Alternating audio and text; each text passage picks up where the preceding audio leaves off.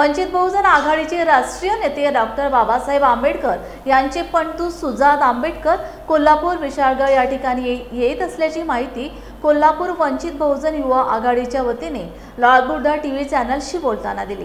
सकाळी 12 वाजता ऐतिहासिक बिंदू चौकातील छत्रपती शाहू महाराज यांच्या पुतळ्याला अभिवादन करून ते विशाळगडला भेट देणार आहेत।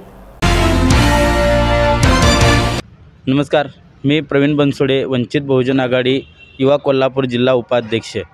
राष्ट्रीय नेते बाळासाहेब आंबेडकर यांचे चिरंजीव सुजातदादा आंबेडकर हे कोल्हापूर येथील विशाळगड दौऱ्यावरती भेट देण्यासाठी येत आहेत। 12 जानेवारी 2025 रोजी सकाळी 12 वाजता कोल्हापूर येथे ते येत असून इथून विशाळगडसाठी दौरा होणार आहे। तरी आपण कोल्हापुरातील तमाम जनतेने हजर राहून उपस्थिती दाखवावी। 12च्या दरम्यान आपण छत्रपती शाहू महाराजांना अभिवादन करून इथून बिंदू चौकात अभिवादन करणार।